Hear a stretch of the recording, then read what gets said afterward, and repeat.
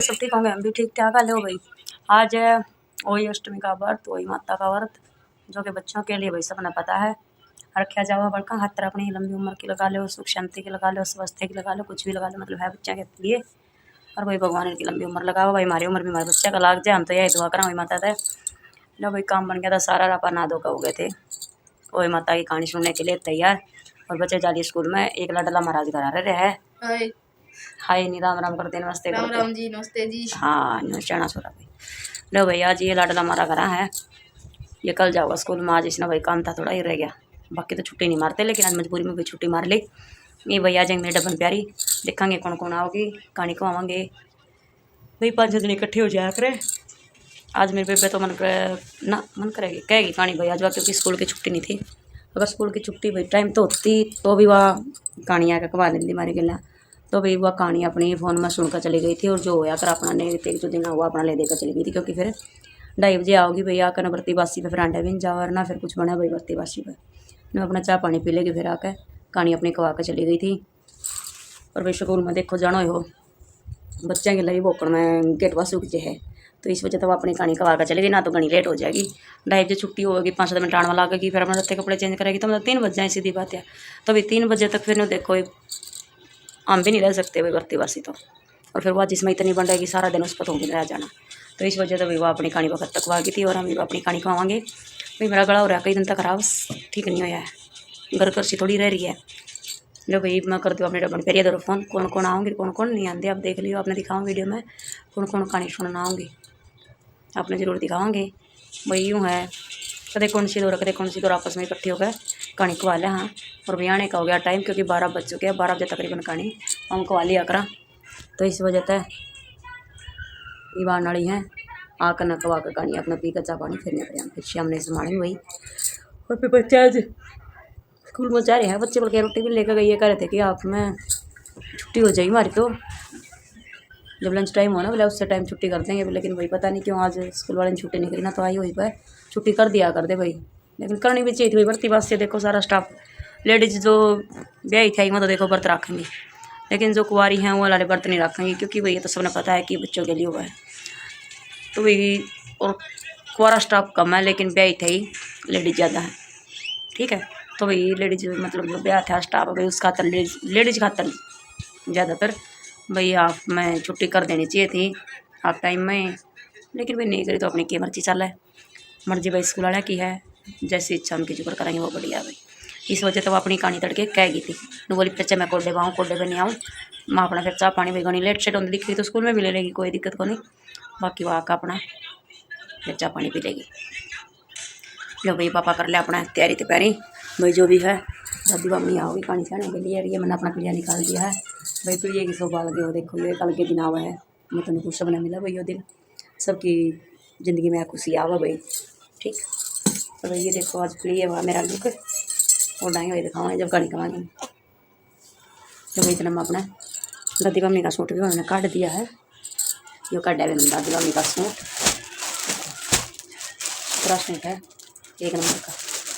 और ये 2 सी लड़ी थी, ये मेरी तरी धुलती थी स्टोल आगे, और ये मैंने निकाल दी थी भैया जाकर कौन सी अपने दिया जाओ, फिर कोई दिक्कत को नहीं भाई। अपना पानी का लोटा धर लिया, तेजस धूप लिया रे, धूप ताज भी चाह कर बेबे तेरा, बाकी बता देंगी मैं जो भी हुआ करे, मैंने इतना ज्ञान को नहीं भाई, मैं तो गिला साफ कर दिया अपने ज्ञान ने पूरा रखे करो। ये भी लोटा भर लिया पानी का, अपना लोटा मांझ लिया, तांबे का लोटा रखे अपने पास। और भाई चावल रखे थे मैंने कटोरी में, यहाँ पे पता नहीं रूप मैंने खाली कर दी भाई, मेरे हिसाब से तो कटोरी खाली होली, इसलिए मैं और डाल लूँगी कटोरी में। नहीं चावल काट लूँ, 1 कटोरा दाना का भर लियाऊँ, फिर खवा का कहानी फिर पानी खवाएंगे, बने रही हमारे साथ भाई। लो भाई आ जाए मारा मेरे जेठ के छोरे के वो वही बटन, और मन्ने भी वही देख गई, क्योंकि हमारे साड़ियाँ में छोटा लगता है उनका। कहानी को आवांगे देख मेरी बेबे का दुख, हमारी बहू रानी का दुख, और हमारी और एक बेबे बैठी कुआं में जो रूसा के बैठे रखी डाल बैठी कड़वासी सुतरी लाग है, फिर तो ठीक है पिंकी सुतरी लाग है जमा मखा ले रे ठीक सिला मार रस्सी लागी मैंने ये जसरी है आ तो बुरी बुरी तनका है हां कैमरे देखने में मेकअप करवा दिया फेशियल करा रही रे बेटे मैं भी नहीं कहूँ सिला नहीं क्यों पूरी पूरी चमका है लोग आ रहे हैं कसुत्ता यार है वे देखो मेरा नहीं कौन से पार्लर पर गई थी ये वे सही है सिला सुतरी लागी लागा किट कर लो आज मैं आपको अहोई अष्टमी व्रत की कहानी सुनाऊंगी, तो चलिए कहानी शुरू करते हैं। एक बार एक गांव में एक साहूकार रहता था। साहूकार के 7 बेटे और 1 बेटी थी। सातों बेटों की शादी हो गई थी। दिवाली के आसपास का समय चल रहा था। घर में दिवाली की सफाई चल रही थी। एक दिन सातों बहुएं अपने ननद के साथ खदान से मिट्टी लाने चली गई। पहले के टाइम में मिट्टी लाई जाती थी, तो मिट्टी लाने के लिए चली गई। अब जब मिट्टी लेने गई तो उस दिन होई अष्टमी का दिन था। सारी बहुएं खेतों में कोई कचरी लेने चली गई, कोई फूल तोड़ने चली गई, सब इधर उधर हो गई। अब साहूकार की बेटी ने मिट्टी खोदना शुरू कर दिया। जैसे जैसे मिट्टी खोदती गई वैसे वैसे शाहू माता के बच्चे उस मिट्टी में कटते चले गए। सातों बच्चे कट गए। शाहू माता हाहाकार करती हुई आई और शाहू माता ने कहा कि तुमने मेरे बच्चों को मारा है, मैं तुम्हारी कोख लूंगी। साहूकार की बेटी जोर जोर से रोने लगी। उसके रोने की आवाज सुन के साहूकार की सारी बहुएं वहां पे इकट्ठी हो गई। अब सबने जब शाहू माता की बात सुनी तो कहा कि अगर तुमने इसकी कोख ले ली तो हमारी सासू हमें घर में नहीं घुसने देगी। लेकिन शाहू माता ने कहा कि मुझे तो कोख चाहिए, अगर ये नहीं इसकी कोख नहीं दोगे तो तुम किसी और की कोख दे दो, मुझे तो कोख चाहिए। अब सारी बहुओं ने कोख देने से मना कर दिया। बड़ी बहू ने सोचा कि मेरी एक ही ननद है, अगर इसकी कोख दे दी तो फिर सासू माँ बहुत गुस्सा हो जाएंगी। बड़ी बहू ने कहा कि तुम मेरी कोख ले लो। शाहू माता ने बड़ी बहू की कोख ले ली। जैसे ही कोख ली, बड़ी बहू के जो बच्चे पालने में थे वो पालने में मर गए, जो स्कूल गए वो वहीं पे मर गए, जो खेल रहे थे वो खेलते खेलते मर गए। सारे बच्चे वहीं की वहीं मर गए। जैसे ही घर आई, सासू माँ ने कहा कि ये सब क्या हो गया, सब एकदम से कैसे खत्म हो गए। तब बहुओं ने सारी बात बता दी। अब उसकी सास को बहुत गुस्सा आया। उसने बड़ी बहू को घर से निकाल दिया। साहूकार के बड़े बेटे की बहू गांव के पास ही जंगल में रहने लग गई। जहां वो जंगल में रह रही थी वहां पर एक गौ माता रहती थी। गौ माता बहुत बूढ़ी थी और बहुत कष्ट में थी। साहूकार के बेटे की बहू ने सोचा कि मुझे वैसे भी कोई काम नहीं है, मैं गौ माता की सेवा करती रहूंगी, मेरा भी टाइम पास हो जाएगा और गौ माता की सेवा भी हो जाएगी। इस तरह से पूरा 1 साल तक साहूकार के बेटे की बहू उस गौ माता की सेवा करती रही। अब गौ माता की हालत पहले से बहुत सुधर गई थी। गौ माता हष्ट पुष्ट हो गई और गौ माता बहुत खुश हुई। गौ माता ने साहूकार के बेटे की बहू से कहा कि बेटी तुमने मेरी बहुत सेवा की है, तुम मांगो, तुम्हें क्या मांगना है, तुम्हारे जो भी इच्छा होगी मैं वो तुम्हारी इच्छा पूर्ण कर दूंगी। तब साहूकार के बेटे की बहू बोली कि हे गौ माता, शाहू माता तुम्हारी सहेली हैं, शाहू माता ने मेरी कोख ले ली है, तुम मुझे मेरी कोख दिला दो। तब गौ माता ने कहा कि बहन, मैं तुमसे वादा तो नहीं करती, लेकिन तुम मेरे साथ चलो, मैं पूरी पूरी कोशिश करूंगी। गौ माता शाहू माता यानी अहोई माता के घर पर आ गई। गौ माता को देखते ही अहोई माता बहुत खुश हो गई। बोली, सहेली आज तो बहुत दिनों बाद आई, आज कैसे दर्शन दिए। तब गौ माता बोली कि आज मैं तुमसे कुछ मांगने आई हूँ, तुम पहले वचन भरो कि जो भी मैं मांगूंगी तुम मुझे दे दोगी। तब अहोई माता बोली कि इसमें भी कोई पूछने की बात है, 1 वचन 2 वचन, तीसरे वचन में ऊकू तो खड़ी नरक में सूकू, इस तरह से वचन भर लिया। तब गौ माता बोली कि बहन, तुमने इस बहू की कोख ली है, अगर तुम मेरी सहेली हो तो तुम इसकी कोख वापस कर दो। इस बहू ने मेरी बहुत सेवा की है, तुम्हें इसकी कोख वापस करनी पड़ेगी। तब अहोई बोली कि बहन, तूने तो मुझे ठग लिया, इसकी ननद ने मेरे सारे बच्चों को काट दिया था, इसलिए मैंने इसकी कोख ली थी और तूने तो मुझे ठग लिया। गौ माता बोली, बहन चाहे कुछ भी समझो लेकिन इसकी कोख वापस दे दो। अहोई माता ने अपनी चिटली उंगली से छींटे लगाए और साहूकार के बेटे की बहू की कोख वापस दे दी। जो बच्चे पलने में सो रहे थे वो पालने में रोने लगे, जो खेल रहे थे वो किलकारियां मार मार के हंसने लगे, स्कूल में थे वो बच्चे स्कूल से घर आ गए, सारे बच्चे जीवित हो गए। तब गौ माता बोली कि अब इनको रहने के लिए भी जगह चाहिए। दूसरे वचन में अहोई माता ने छींटे लगाए तो जहां पर झोपड़ा था जंगल में वहां पर महल बन गया। अब गौ माता बोली कि बहन, इनको खाने पीने के लिए धन की जरूरत भी पड़ेगी तो तीसरे वचन में तुम इनके घर को अनधन से भर दो।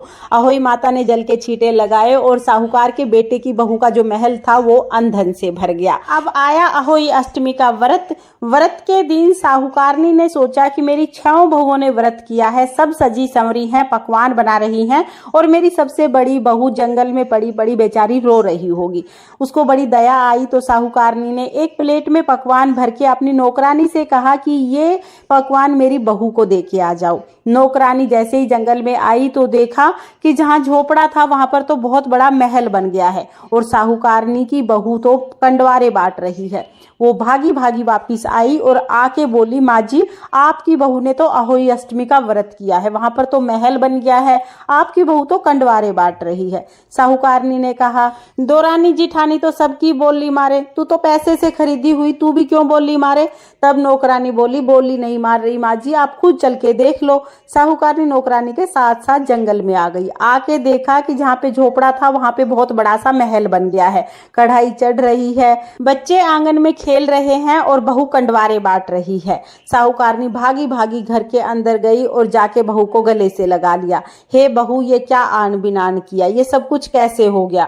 बहू ने अपनी सास के पैर छू लिए, पैर पकड़ के बोली, माँ जी, मैंने तो कुछ भी नहीं किया, मैंने तो गौ माता की सेवा की थी और गौ माता ने ही ये सब कुछ किया है। बहू ने सारी बात अपनी सास को बता दी। सास ने कहा, हे बहू, मैं तुझे ऐसे अकेले जंगल में नहीं डालना चाहती थी, लेकिन अगर तू घर में रहती तो दोरानी जिठानी तुझे ताने मारती रहती और तेरा जीना बहुत मुश्किल हो जाता, इसलिए मैंने तुझे घर से निकाला था। बहू ने अपनी सास के चरण छुए और कहा, माँ जी, मैं जानती हूँ आप दिल से बुरी हो ही नहीं सकती हैं। सास बहू के गले लगे, बहू सास के गले लगे, दोनों सास बहू कंडवारा बांटने लगी। पूरे घर में खुशियां छा गई। साहूकारनी ने पूरे नगर में ढिंडोरा पिटवाया कि सभी महिलाएं अपने बच्चों की लंबी उम्र के लिए अहोई अष्टमी माता का व्रत पूजन जरूर जरूर करें।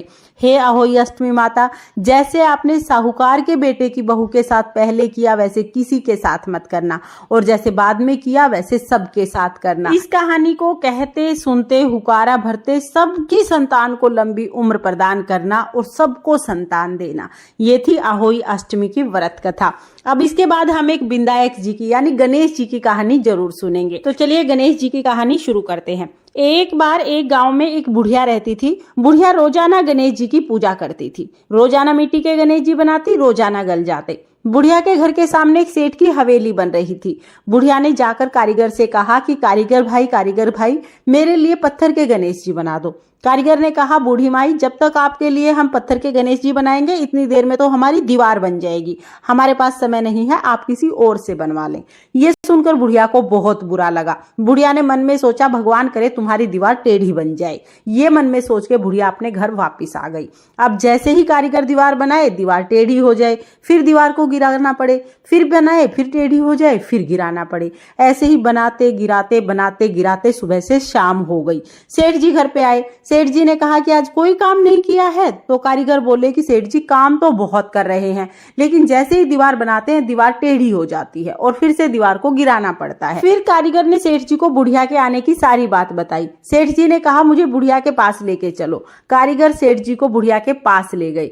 वहां जाकर सेठ जी ने बुढ़िया से कहा, हे बूढ़ी माई, हम आपके पत्थर के नहीं सोने के गणेश जी बनवा देंगे, आप हमारी दीवार सीधी करा दो। अब गणेश जी तो सारी बात सुन ही रहे थे। जैसे ही सेठ जी ने ये बात कही, सेठ जी की दीवार सीधी हो गई। सेठ जी ने भी बूढ़ी माई को सोने के गणेश जी बनवा के दिए।